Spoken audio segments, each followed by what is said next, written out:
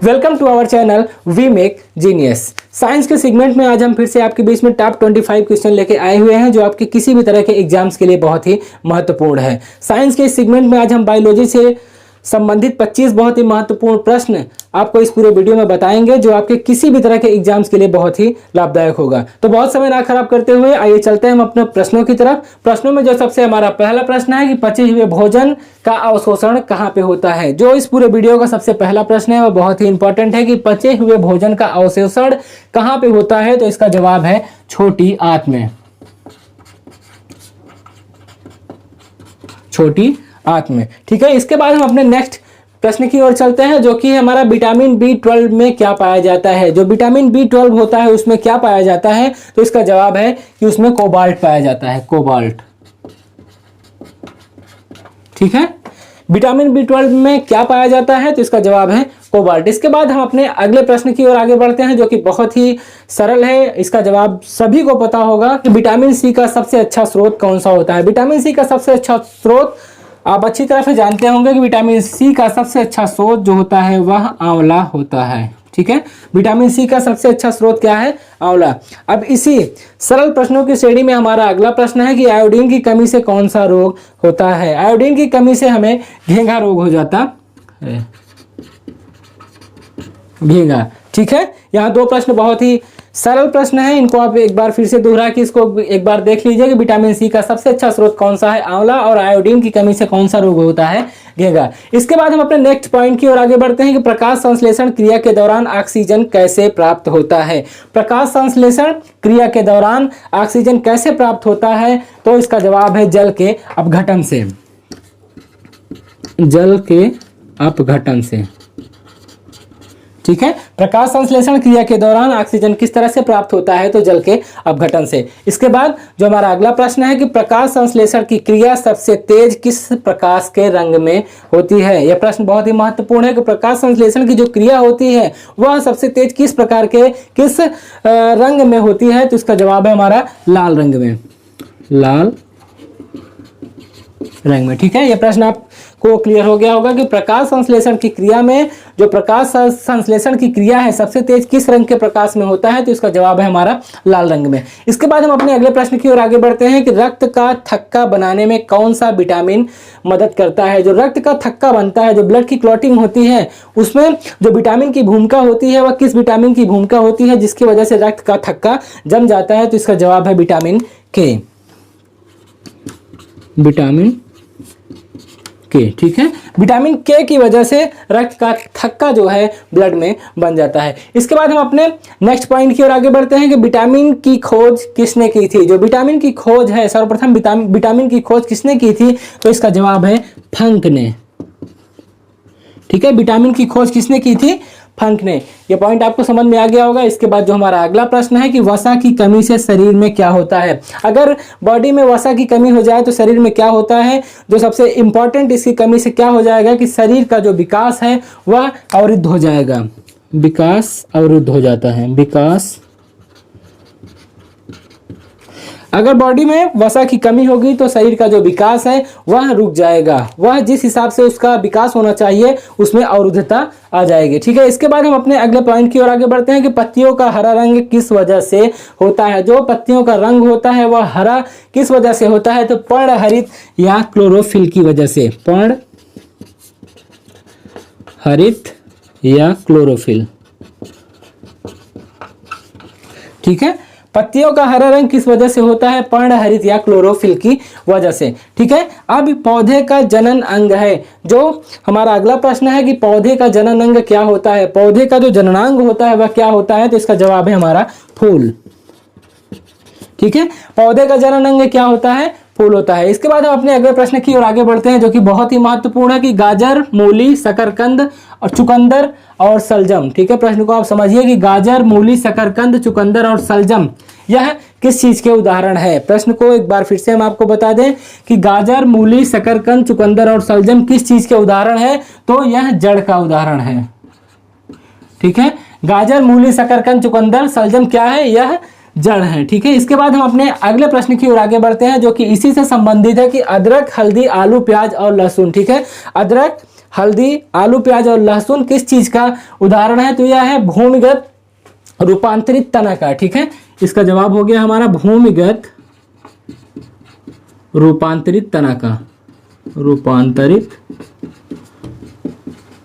तना का। ठीक है, अदरक, हल्दी, आलू और प्याज किस चीज का उदाहरण है? तो यह भूमिगत रूपांतरित तने का उदाहरण है। ठीक है, इसके बाद हम अपने नेक्स्ट पॉइंट की ओर आगे बढ़ते हैं कि पत्तियों का मुख्य कार्य क्या होता है। जो पत्तियों का मुख्य कार्य होता है, एक पौधे में, एक वृक्ष में पत्तियों का जो मुख्य कार्य होता है वह पौधों के लिए भोजन बनाना होता है। पौधों के लिए भोजन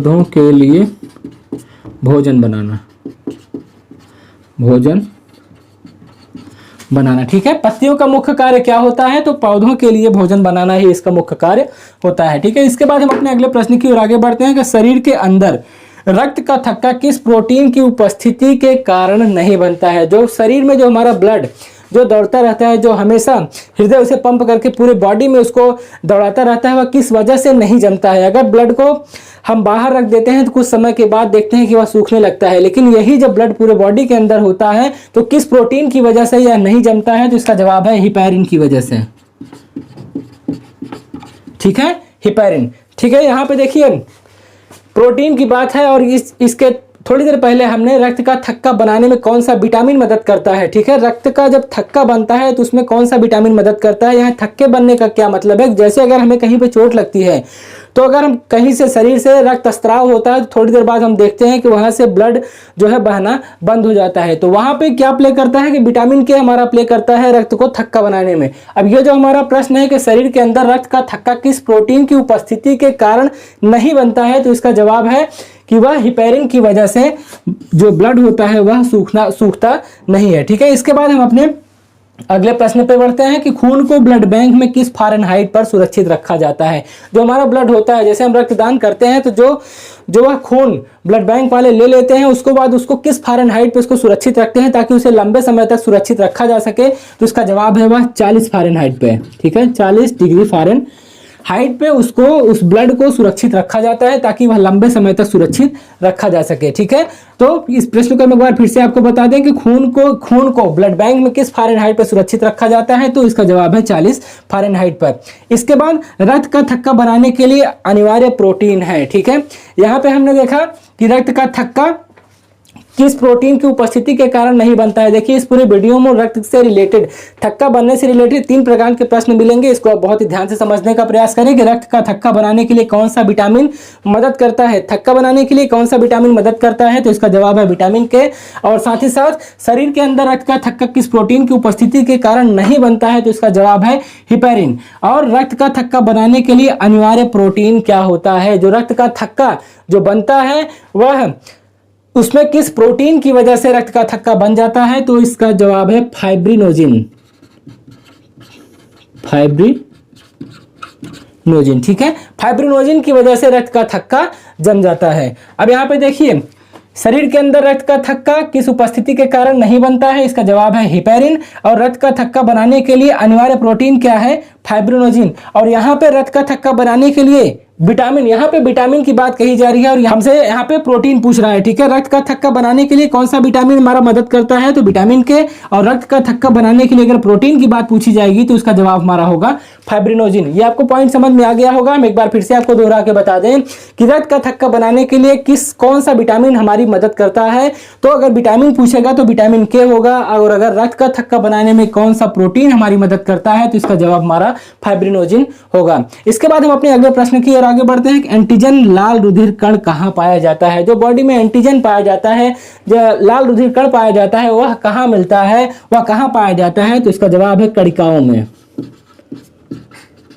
ठीक है, एंटीजन लाल रुधिर कण कहाँ पाया जाता है? जिसका जवाब है कणिकाओं में। ठीक है, एंटीबॉडी एक प्रकार का क्या है? यहाँ पे डैश डैश है, प्रश्न को आप पूरा समझने का प्रयास करें कि एंटीबॉडी एक प्रकार का डैश डैश है जो रक्त प्लाज्मा में पाया जाता है। तो एंटीबॉडी क्या है? एंटीबॉडी एक प्रकार का प्रोटीन है। ठीक है, अब ये प्रश्न हम यहाँ पे ये प्रश्न हमारा पूरा होता है कि एंटीबॉडी एक प्रकार का प्रोटीन है जो रक्त प्लाज्मा में पाया जाता है। ठीक है, ये पॉइंट आपको समझ में आ गया होगा। इसके बाद हम अपने नेक्स्ट पॉइंट पे चलते हैं कि पौधों में सौर ऊर्जा क्या कहलाती है? अगर पौधों में जो सौर ऊर्जा होती है उसको क्या कहा जाता है? पौधों में सौर ऊर्जा को क्या कहा जाता है? तो इसका जवाब है हमारा फोटोट्रॉपिज्म। ठीक है, पौधों में सौर ऊर्जा क्या कही जाती है? फोटोट्रॉपिज्म। में पॉइंट आपको समझ में आ गया होगा। इसके बाद हम अपने नेक्स्ट पॉइंट पे बढ़ते हैं जो कि बहुत ही महत्वपूर्ण है कि कोशिकाओं के अध्ययन को क्या कहा जाता है? कोशिकाओं के अध्ययन को क्या कहा जाता है? इसका जवाब है हमारा साइटोलॉजी। ठीक है, कोशिकाओं के अध्ययन को क्या कहा जाता है? इसका जवाब है हमारा साइटोलॉजी। इसके बाद हम अपने अगले प्रश्न की ओर आगे बढ़ते हैं कि मनुष्य में लगभग कोशिकाएं पाई जाती हैं। एक ह्यूमन बॉडी में लगभग कितनी कोशिकाएं पाई जाती हैं? तो इसका जवाब है हमारा 60 × 10⁻15। अब आप अंदाजा लगा लीजिए कि एक बॉडी में लगभग कितनी कोशिकाएं पाई जाती हैं। ठीक है, मनुष्य के शरीर में लगभग कितनी कोशिकाएं पाई जाती हैं? तो इसका जवाब है हमारा 60 × 10⁻15। अब विश्व का सबसे बड़ा फल कौन सा है? यह बहुत इंपॉर्टेंट है कि विश्व का जो सबसे बड़ा फल है, ठीक है, फल आप अच्छी तरह से जानते होंगे। अगर प्रश्न पूछा जाए कि विश्व का सबसे बड़ा फल, पूरे वर्ल्ड का सबसे बड़ा फल कौन सा है? तो इसका जवाब है हमारा कटहल। पूरे विश्व का सबसे बड़ा फल क्या है? कटहल है, जिसको हम अंग्रेजी में जैक फ्रूट कहते हैं।